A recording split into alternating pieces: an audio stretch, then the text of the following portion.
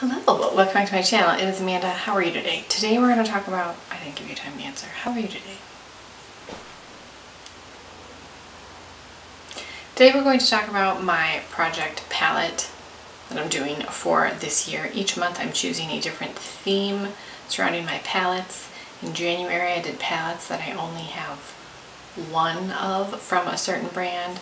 In February we did BH Cosmetics. And then in March, we're going to do some indie brands. I have more indie brands in this, but I try not to choose more than like 10-ish palettes because that's a lot.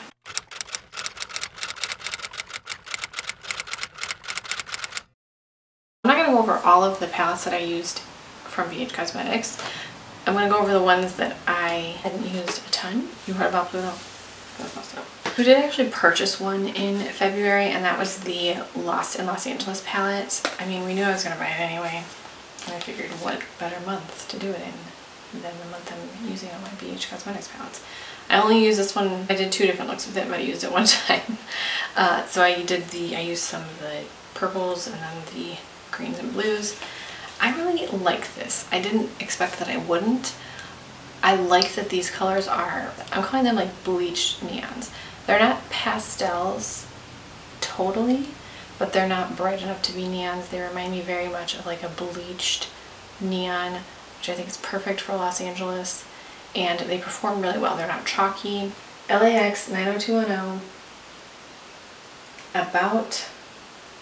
Abbott Kinney, Rush Hour, Dreamer, Melrose, and City of Angels.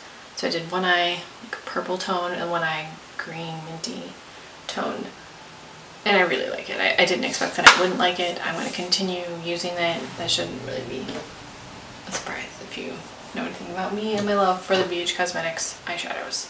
The only other one that I hadn't used prior to this month was the Shaaanxo, the Remix palette.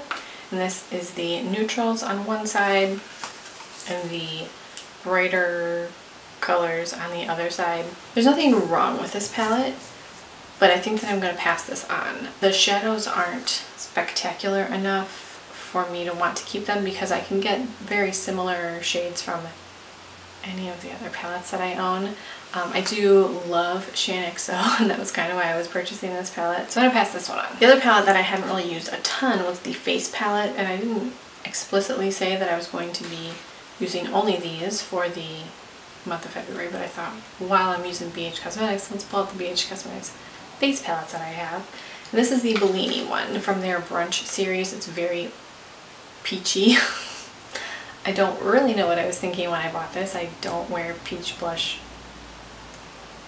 almost ever. So I'm probably going to pass this one on as well. Again, there's nothing wrong with it. This just isn't a blush color that I reach for. The other thing that I hadn't used a ton was the Illuminated in Ireland face palette. I use this more this month. It's really beautiful. Obviously, the top row is going to be a little better suited for my skin tone than the others. However, these are beautiful eyeshadows. They're very creamy, very smooth. They're quite lovely. But for highlighters, I mean, those are beautiful eyeshadows. Okay, good.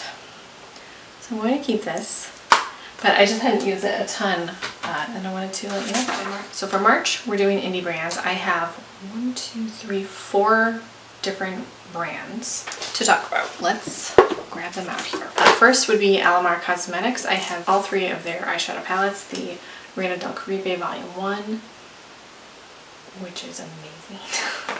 The Reina del Caribe Volume 2, which I haven't used yet. I should probably show you these. Volume 1 is spectacular. This shade right here is called El Malacon. It's like you put freaking liquid metal on your eyes. It's freaking beautiful. Also, Celia is stunning. There are 4 metallics, 4 mattes, which I love. It's an even number. The mattes are amazing. This Cocoa Taxi color. I love this palette. I know I love this palette, but I haven't used it in a while, so I want to give it some love. The Reina del Caribe Volume 2 I have not used yet, but I also love this color story. It's a little darker, little like jungly. I don't know. I think the packaging, the fern leaf or whatever, is making me think like jungly with this mojito color. Stop it. Stop it. And then Zukar. I'm sorry. It's like steely. Oh, it looks silver in the pan, but the swatch looks more blue. Oh my gosh, it's blue. Holy crap. Let's swatch the green next to it because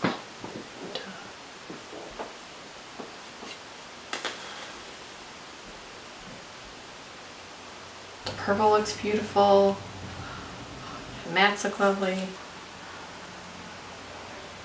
My hands are so like bony and weird.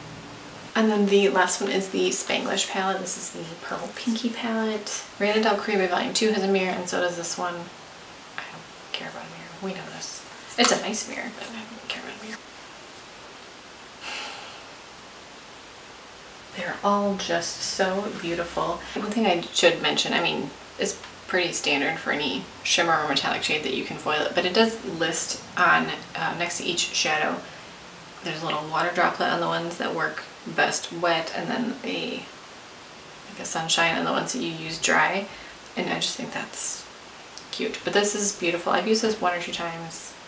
It's fabulous. Okay, the next brand and the next 2 palettes we'll be using are from, when I say we, I mean me, are Kaleidos. I have 2 of their Futurism palettes. This is Futurism Volume 1 Sci-Fi Green. This palette is amazing. It is so, the shadow quality is fantastic. And then the other one I have is the Futurism Volume 4 VR Neon. Some neons up in here. I love the green with this pink and red. I just think that's a really fun color story. And then I also have my palettes from Nomad Cosmetics. I have 4. The first is the smallest, and it's called Lago di Como. A lot of blues, greens, this disco volant color is sort of like a grungy gold green. Kind of looks like baby poop. Beautiful baby poop. The Marrakesh palette I've used quite a bit, so I probably won't focus on this one as much, but I still want to use more of it. I haven't used all of the shades, but I definitely wanted to grab this guy. The packaging is so beautiful. The Berlin Underground palette is definitely like a grungy look. I love it. And then these 2 I haven't used yet at all. The Antilles palette, which is so cute, it has flamingos on it. It's bright. Theme of my life right now is bright. And then the newest to my collection is the Carahana palette. I do want to buy the Fire and Ice palette. That looks absolutely gorgeous. This is all very warm pinks, oranges, reds. I love the little imprints that they put on the... I'll put a better picture in. You can't see that. The imprints are so cute. And then the last palette actually isn't on my list. I printed my list before yesterday. And my Odin's Eye palette came. This is Odin's Eye was a brand that was on my list of brands to try in 2021. And when I saw the Nord's eyeshadow palette, I was like, oh my. I also wish I had maybe purchased the green small one. I can't think of what it's called. It's beautiful. Everything came really well packaged. It came from Sweden, and it came from Sweden or Hong Kong actually. It was not shrink wrapped, but there was like a secure plastic wrap around it, and then it has a sleeve. It was also in a bubble wrap, and then the packaging itself has this little plastic thing. Oh my gosh, it's so beautiful. I want to touch all of that. Like this hallucination color. Oh. And then Self and Glamour and Charming.